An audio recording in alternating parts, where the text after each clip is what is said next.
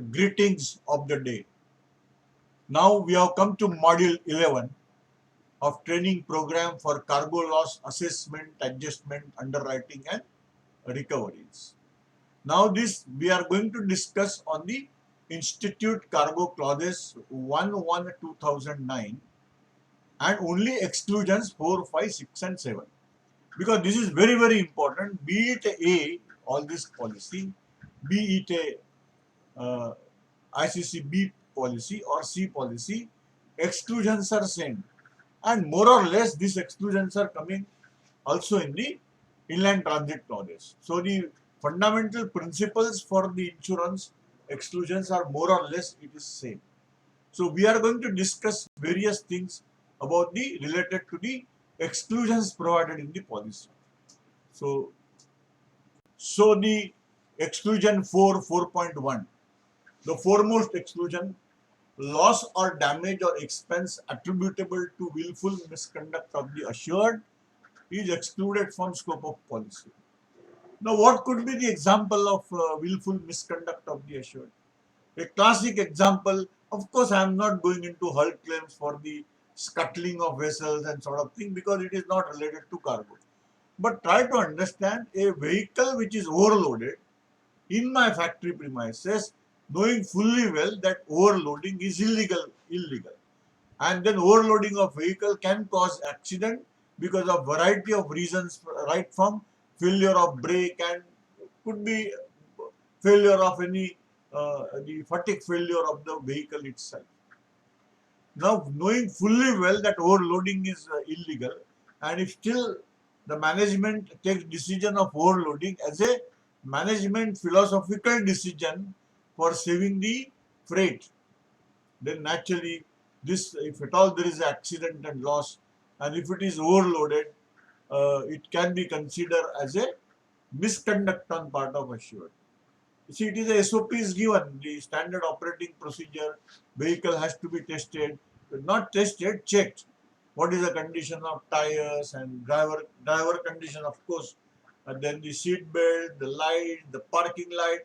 So there has to be a total vehicle inspection report, including the weight related items to be incorporated, and it has to be signed by the person who is accepting the vehicle for the purpose of loading.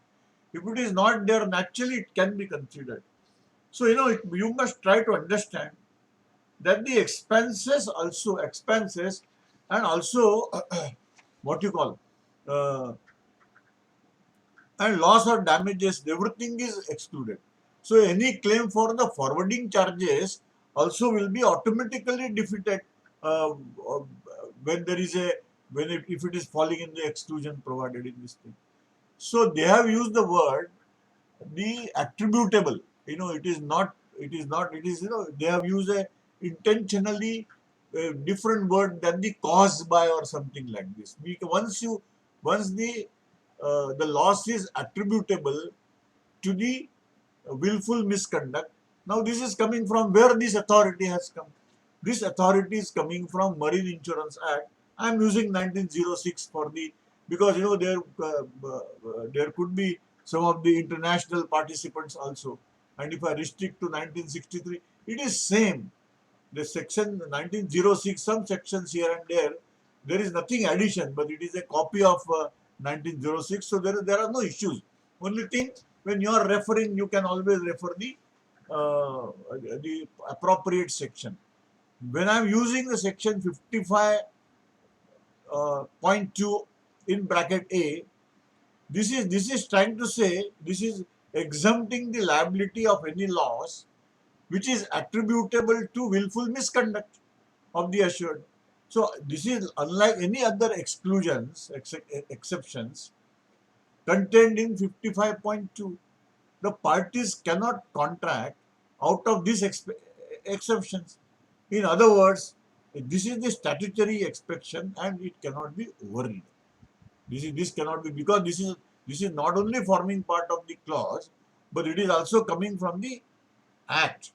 And then this is very important. Also, if you see the included and excluded losses, that is of course 55. The number one is the subject to provisions of this act. The policy otherwise provides the insurer is liable for any loss proximately caused by peril insured against, but subject to aforesaid, he is not liable for any loss which is not proximately caused by peril insured against. In particular, the insurer is not liable for any loss which is attributable to the misconduct of the assured, but unless the policy otherwise provides, he is liable for any loss proximately caused by peril insured against, even though the loss would not have happened but for the misconduct or the negligence of the crew. You see, basically try to understand meaning of willful misconduct. It is of course in action undertaken either deliberately, knowing fully well that this is, if whatever action I am doing, it is not good considering others are concerned. You see what happened if I am overloading a vehicle, my cargo getting damaged is different thing. But there can be road accident, there could be another innocent people would get involved in that. And then you see basically the willful misconduct, the rationale is that I cannot uh, I cannot claim a loss from my own wrongdoing things, So this is the rationale. The rationale for rule is basically general principle. It is a general principle, of course. No man can take advantage of his wrongdoing, his wrong thing. So this is very, very important to understand that willful misconduct. Now there are certain conditions they incorporate in the policy that for a willful misconduct, the director should be involved in that misconduct. Now you tell me how to prove directors are involved. Because if I am overloading a truck or if I am taking a decision which is my down the rung person, managers are taking decision, but this is not a negligence on part of manager. It is not. It is a SOP, standard operating procedures given. So it is the management philosophy and the management guidelines. So whether it is coming from director or it should be considered differently. Nevertheless, there are conditions incorporated in the policy that such thing is if it is director is not involved, the claim may be admissible. So this is another important exclusion, 4.2. This is excluding ordinary leakage, ordinary loss in weight or volume, or ordinary wear and tear of the subject matter insured. Now these are the paramount, you can say this is a very important exclusion. See, try to understand, this particular exclusion which is directly coming from 55.2C of Marine Insurance Act, that the liability for ordinary leakage and breakage and natural inevitable losses are excluded from scope of policy. Now, what is ordinary? The ordinary word, it is contrasted with the word accident or fortuity. So now in the ordinary course of transit, for example, in liquid bulk, whenever there is, again, when the risk, there is no accident, there is no fortuity, and if there is a shortages, the intention of insurance company is not to pay the paper shortage, because there could be, then also why there are shortages in liquid bulk, there could be inherent, it is a adherence of the cargo because of viscosity. There could be a remain on board, it could not be pumped out because of the sludge, etc. There is a part of evaporation of the cargo. I have seen a case of butane gas, the refrigeration failed and there was a 800 ton, the vapors were vented out because of the vapors were developing pressure in the tank. So this is the ordinary leakage. What is ordinary leakage? The ordinary leakage, it is a leakage without any accident again. So where ordinary leakage can take place, say for example, I am supposed to maintain certain amount of vacation in the tanks. I am supposed to maintain. Now if I am not maintaining say 2% of the volume as a volume of the tank as a vacation in the tank, then there is every possibility that when the oil is expanding with the change in temperature, that say the night time temperature is say 25 degree when I have taken the cargo, I am not maintaining any vacation. The daytime temperature is 40 degree and the oil has expanded. So with this expansion, if there is no provision, it will start leaking it out from the tank. Now this is a leakage without any accident. And so the intention of ordinary leakage or ordinary loss in weight and volume, that is the weight and volume. When there is a ordinary loss, there could be calibration error, there could be a the calculation error, there could be a inherent nature of cargo, there could be a evaporation of cargo. Now all these things, there is no fortuity, there is no accident, and then the intention of insurance company is not to cover this type of losses. So this is also in ICC-B and ICC-C, loss by leakage, whether it is ordinary or extraordinary, are not recoverable. Even from the contamination also, there is a separate this thing. So try to understand that anything which is ordinary, see, try to correlate this with the risk clause 1. The risk clause 1 says that the marine policy is issued to take care of the risk in transit, the fortuity or accidents in transit. Now, if there are losses without any accident, the intention is not to cover. Of course, try to understand that the opinion of every claims settling department, handling department will vary.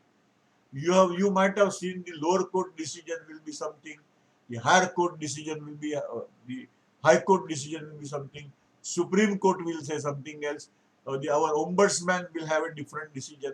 So how you interpret, how we are trying to interpret. So you should have the basic understanding. Try to ask this question: why there is a leakage?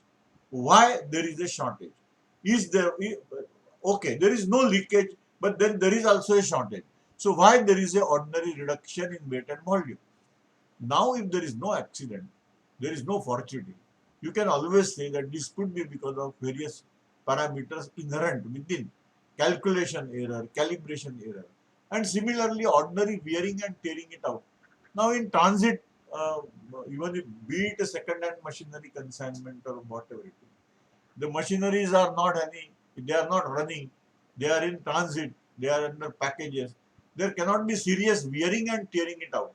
But if such things are there, without any accident, if it is wearing and tearing is there in the transit, the intention of this particular clause is not to cover such losses in policy. So 4.3 exclusion, it is indicating loss, damage or expense caused by insufficiency or unsuitability of the packaging or preparation of the subject matter.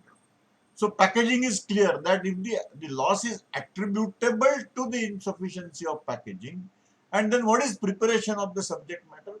Preparation of the subject matter is the lashing of this cargo, the securing of this cargo, the preparing the considering journey hazards, preparing this consignment for the contemplated transit, contemplated journey. So this is the preparation of the subject matter, and also they are trying to say, for the purpose of this clause 4.3, packaging shall deem to include stowage in a container. Of course, in 2009, the word lift fan they have removed, but only when such stowage is carried out prior to attachment of this insurance. Now you try to understand any consignment which is imported, the terms of sale is FOB, CNF, and then the titles of goods are changed when the ship is loaded. So that means container stuffing is also prior to attachment of the risk, and packaging is also prior to attachment of the risk. Whereas in export, they are telling that if it is packed by the servant, word has been removed now, if it is packed by the assured or their employees. So for export, when the packaging and the stuffing in container, it is done by the say for example the exporter, and in import, of course in import it has to be in good condition because it has done prior to attachment of the risk. So it is to try to understand, the person should know the journey hazards, and then they should be in the packaging should be such, the stuffing in container should be such that it will take care of condensation, it will take care of the 6-degree freedom of the vessel, it is dunnage properly, there are rubber cushion dunnage bags are provided properly. So all these things has to be taken care. This exclusion is there in all the 3 ABC. You understand?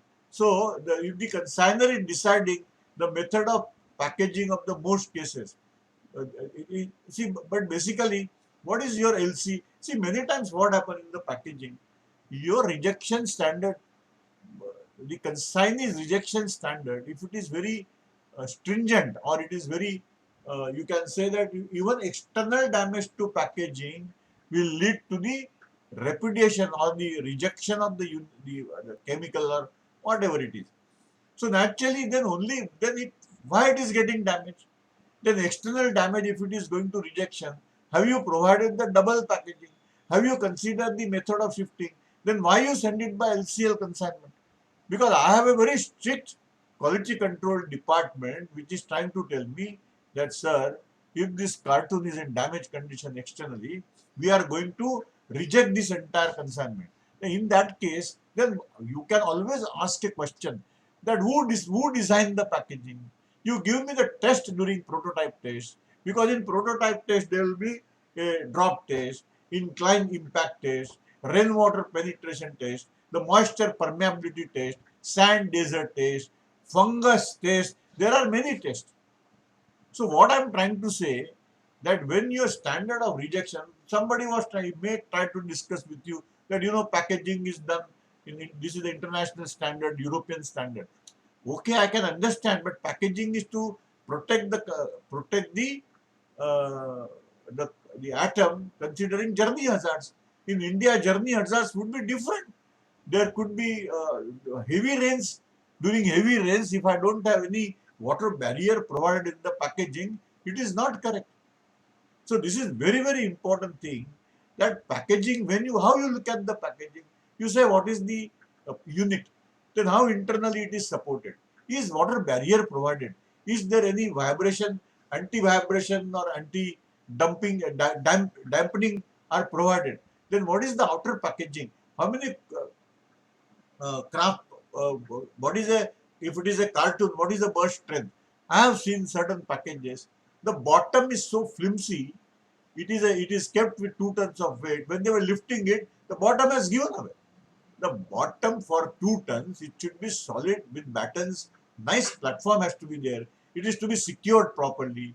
That then there should not be shifting of the cargo inside. So there should be proper gaps in between.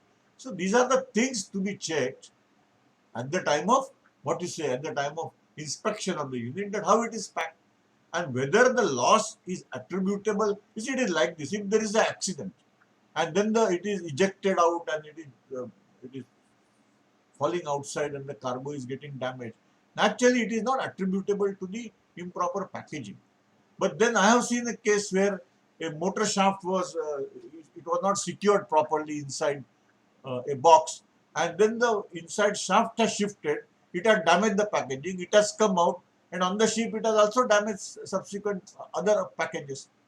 Now when I have seen the package was secured so nicely on the vessel, that we cannot blame vessel. He said that, look, this has not moved, but it is internally it has moved, and internally we are not responsible for packaging.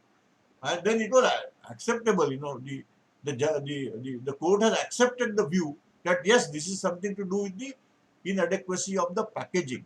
So inadequacy of the packaging and preparation of the subject matter insured. So improper stowage in container, of course, lift when word is removed. It is deemed to be inadequate packaging. In practice, this is also, you see what can happen.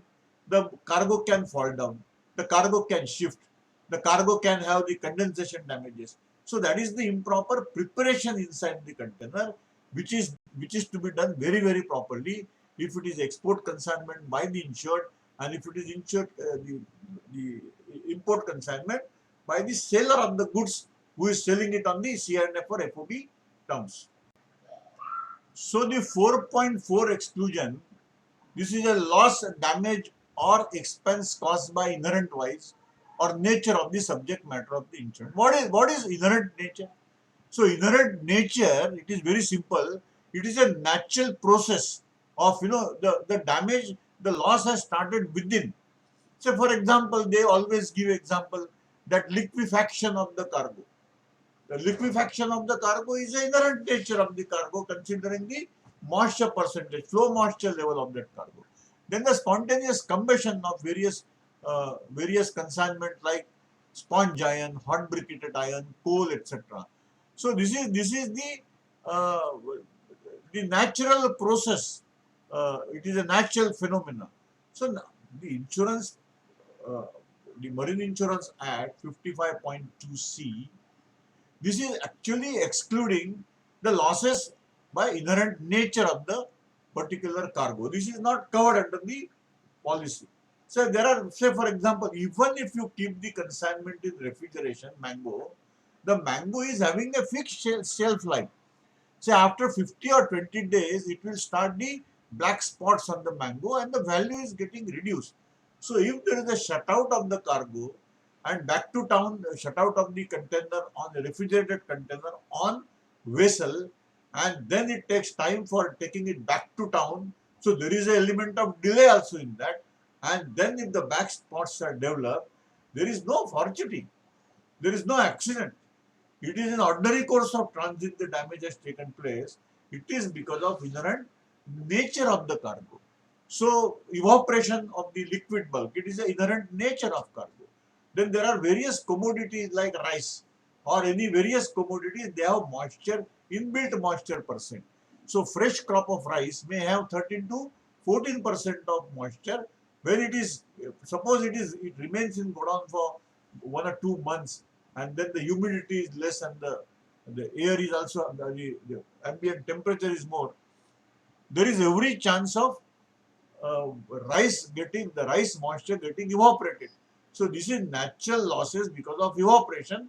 You would get a weight shortage in this.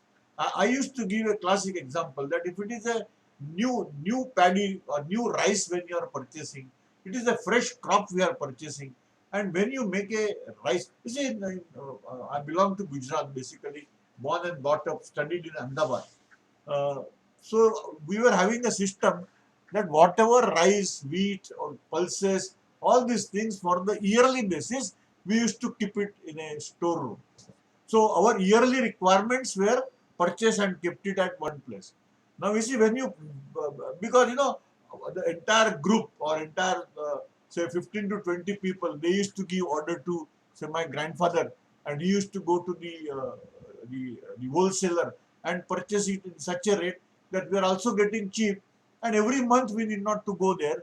Of course, the fresh crop of rice, when we are making a rice, cooking a rice, it is having more watery substance in that. You cannot cut that rice, cut it like a cake. But whereas after 6 months, the same rice, the moisture has evaporated. Now this is becoming the less moisture, and then the rice after cooking, you can cut it as a cake and for the purpose of distribution. So this is the natural losses. It will lead to weight shortage. The coal, if it is taking 1.5 months, 2 months, there would be natural evaporation. So you have to find out what was manifested moisture, what is arrival moisture, what is moisture during deliveries, how much water is sprayed, what is the moisture with that. So this is very, very important that any liquefaction, spontaneous combustion, evaporation, adherence, all these things are not covered under the policy because they fall in the category of the inherent nature of the losses. So 4.5 exclusion, the loss, damage or expenses caused by delay, even though the delay be caused by a risk insured against, except expenses payable under clause 2 above. So under general average, whatever the expense are recoverable, that is a different. But if the general average act or that particular loss, if it is falling in the exclusions provided in the policy, naturally here also it will have a problem. So what are the, basically try to understand this particular clause is again linked with the risk clause 1, that there has to be fortuity. Only mere delay, and then they are also telling that the the the the financial losses without accompanying physical losses, it is not payable as per risk clause. So with delay, what can happen? That with delay, also it is linked with the inherent nature of the product. What can happen? Say vessel is grounded. If vessel is grounded and there is a water ingress inside and my commodity is getting damaged, there are no issues. Once it is damaged, and then even if it is coming after say 1 month with the damage pulses, or they are jettisoning the damaged cargo, that will not have any issue. But try to understand, the vessel is at peril. I have a cargo which is having a shelf life of 6 months, and then this consignment is coming, say, after 1 year. By the time when we open the container, the inner consignment is perished. So why it is perished? Because it is having a limited shelf life. Is there any direct peril was operative? No. The container was in sound condition. There was no direct accident, but because there was a general average, this container was transshipped and then it remained for some time. Then they were forwarded, and it took, say, more than 6 months. In the process, the atom is damaged. Then the financial losses, we are giving a classic example of firecrackers imported from China. We have imported for the Diwali period. But then instead of Diwali, it is coming after Diwali. Naturally, there is a financial loss, but there is no physical damage. So, any losses which is attributable to delay, the delay may be caused by the risk insured again, say grounding, say collision. The collision, grounding, etc. are covered. But the cargo should be damaged in the process. If cargo is not damaged, and then cargo is in sound condition, but after arrival, the damages are claimed because of inherent nature of the product or whatsoever other reasons, and it is not directly related to peril operative, then these losses, financial losses, unaccompanied by physical damages, it is not intention to cover. This can be purchased back. The insured can say, please remove this remove clause, and we are prepared to pay additional premium, and please remove this. And then yes, there are certain modifications in this particular clause uh, in 2009 clauses. We will see that one in the next this thing, that what all this is the old clauses. So what is there in the 2009 clauses? Yeah, I'm sorry that 4.5 clause, there is nothing addition, there is no suffix or prefix. The loss, damage or expenses caused by delay, even though the delay is caused by risk insured against, except expenses payable in clause number 2 above. This is the thing, only thing, that this can be purchased back by the insured. They can pay additional premium, and they can ask for the waiver of this particular clause. So another important exclusion is the loss or damage or expenses caused by insolvency or financial default of the owner, managers, charterers or operators of the vessel, where the time of loading of the subject matter insured on board uh, the vessel, the assured are aware, or the ordinary course of business should be aware, that such insolvency or financial default could prevent the normal prosecution of the voyage. This exclusion shall not apply where the contract of insurance has been assigned to the party claiming hereunder, who has brought or agreed to buy the subject matter insured in good faith under binding contract. Now we see, the earlier it was difficult. Any financial default of managers, owners, etc., it is not payable. But now they have changed that if there is a privities, that the owner was aware, or he should have been aware, that in the normal course of transit, that this person is, the vessel is a defaulter. There was a case of one of the vessel where crew were not paid for 2-3 years. They were not paid for 2-3 years, and then there was a fire on that particular vessel, and one crew died also. But he said that this loss cannot be attributed to financial default. You see, my argument was not acceptable to insurance company, that if the crews are not getting paid, you can imagine how much uh, money they will spend for the maintenance of the vessel. So the loss is related to the maintenance related problem, and then I sincerely feel that this should not be payable, but it was not acceptable. They say that no, it is very difficult to prove, and then second thing comes with the privities. Whether Ashur was aware that he is having a fire, how you will come to know? You see, earlier it was the GIC was having a vessel approval system. So whenever you are importing certain things, if it is a shipload or something like that, now of course it is discontinued. The GIC used to give a vessel approval, the charter's approval. So it is the ICC IMB, the GIC and the all public sector being a member of ICC IMB, they used to get this information in few dollars, $1 or $2 or 50 cents, something like that, about the complete information and financial status of the owner of the vessel, the charter of the vessel. This was a very good system, because if at all you are importing certain thing which is very, very costly, and then if at all, if it is attributable to the, if anything goes wrong with that vessel because she is not maintained properly or the crews are not paid properly. I have seen a case of wood launch. The crew have taken this vessel and they were sitting on island and they said, we will not move at all till that time our payments are not made. Now this, yes, now this is directly attributable to the financial default, and then the wood may get damaged. Eventually the Indian purchaser of the wooden logs, he only purchased the vessel because his full amount was at stake.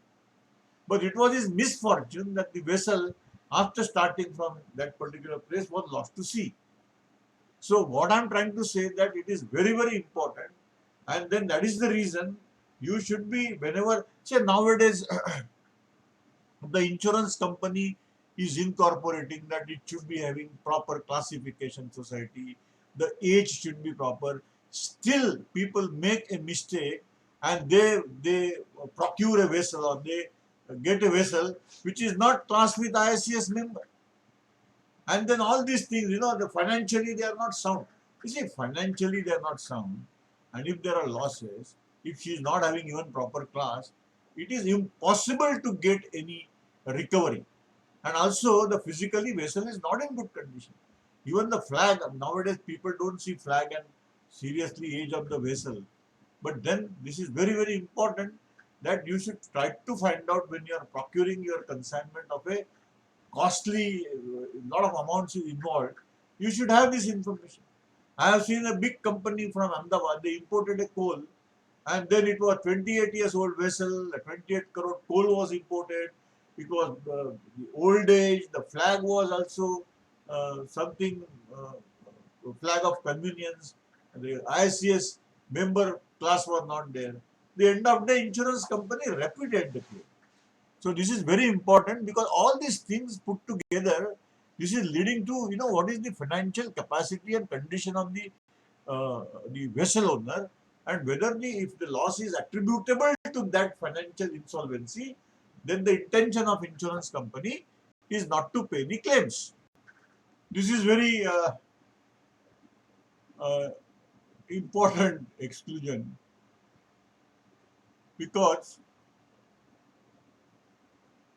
a loss, damage or expense directly or indirectly caused by or arising from the use of any weapons or device employing atomic or nuclear fission and or fusion or other like reaction or radioactive force or matter. See, basically,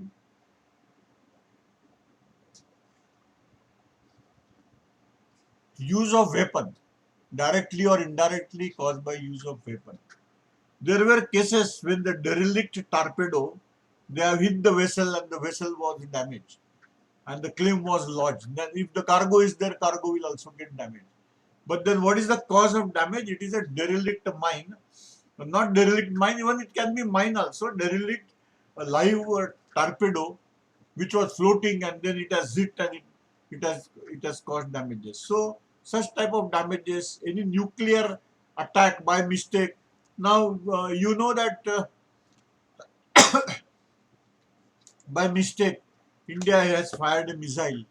Of course, it was without any warrant. Not India has fired it.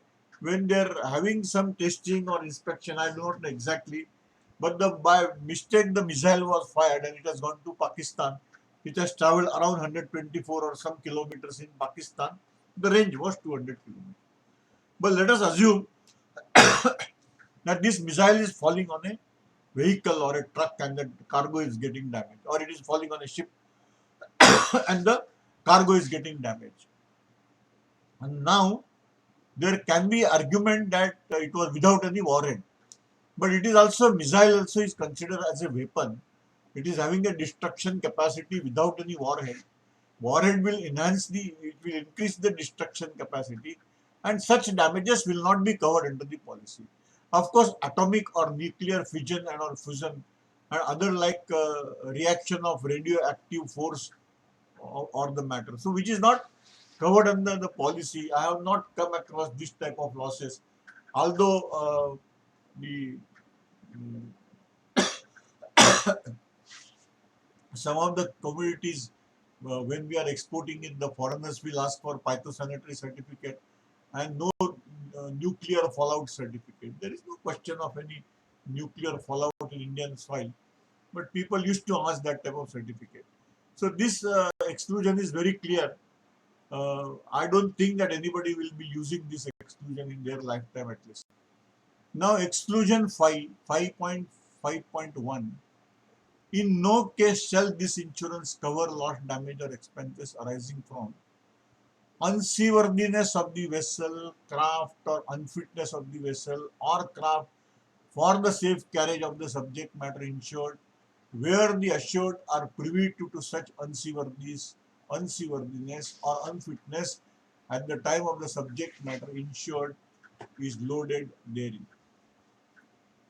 Now try to understand that privities, if I am loading a tanker or a truck with overloaded, then it becomes automatically it becomes unfit for carriage of cargo. Craft or safe carriage then it becomes unfit for safe carriage of the cargo. This is with the privities of the insured, and therefore it is not held cover under the policy. But for example, I am importing certain goods and then he has selected a vessel which is having certain problem which is not known to consignee, then definitely you should not be punishing consignee for this. So unfitness of container or conveyance or for the safe carriage of the subject matter insured, where loading therein or thereon is carried out prior to attachment of the insurance or by the assured or their employees, and they are privy to such unfitness at the time of loading. So what they are telling, if it is carried out prior, naturally every loading of container, considering the terms of sale FOB or C and F, it is prior to attachment of the risk, because titles of goods are changed when the cargo or the container is loaded. And then privities, naturally there are certain SOPs. I have seen a case, I have mentioned when I said that there is a warranty and there is a breach of warranty, that the class is not ISCS class, and this is very material.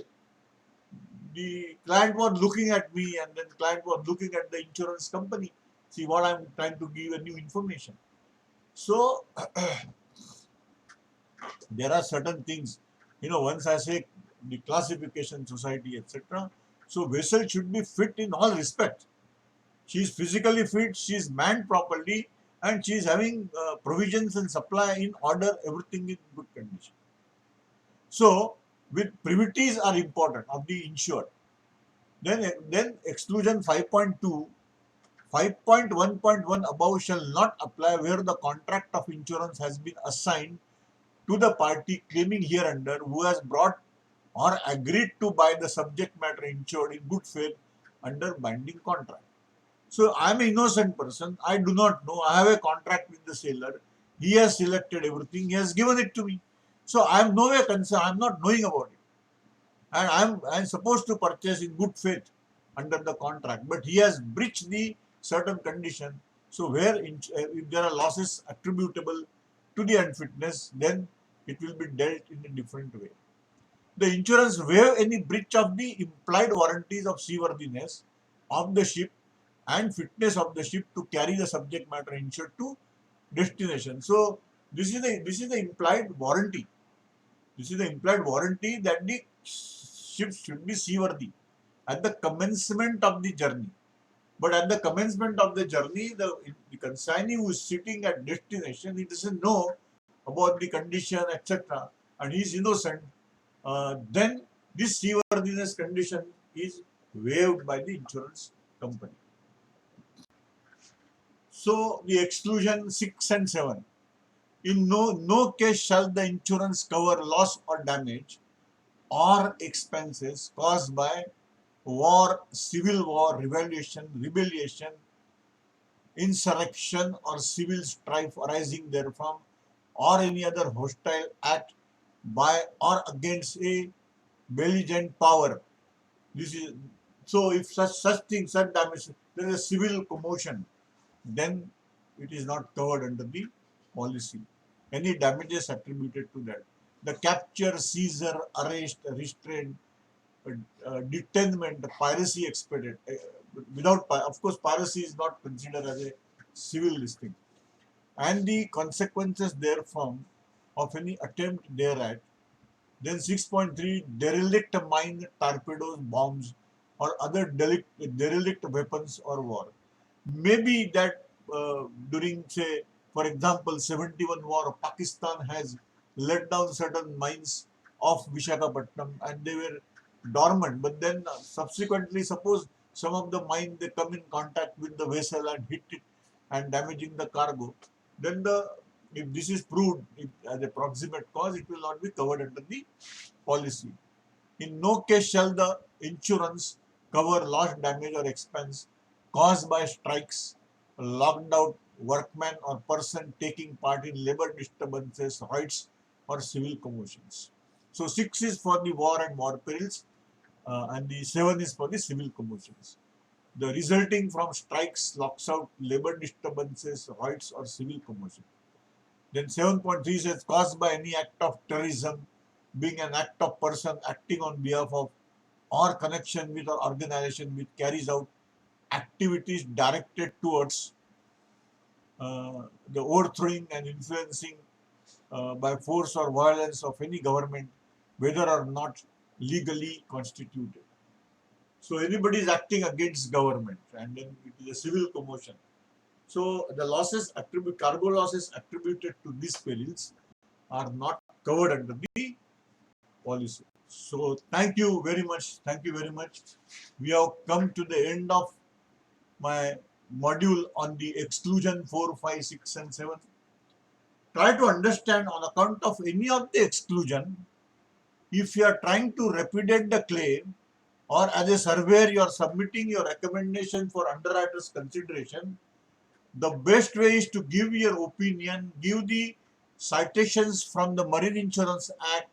There are books on cargo clauses and legality on the cargo clauses and interpretation of cargo clauses. You can take help of that. Nowadays, you can Google it and try to find out any court cases which is relating to particular exclusion. So when you are referring to some exclusion, your case should be complete. You can indicate the case studies and also submit that particular court case to the insurance company. So that will be completion of, you can say, circuit. The insurance company will get something concrete in their hand. And so this presentation is informational only. It does not constitute legal or professional advice. You are encouraged to consult with an insurance company or with a claims consultant or with a legal the attorney, or you can say advocates, if you have specific questions relating to any topics covered under this presentation. So once again, I am trying to tell you that if you want to submit a report for repudiation of the claim, it has to be supported properly. It has to be, say for example, if it is a case of you say misconduct, then try to find out certain cases of misconduct from the Google, the legal cases on misconduct. Give the citation of that type of thing. If it is inherent nature, then say why it is inherent nature, how it is inherent nature, and then the court cases that it is not covering that.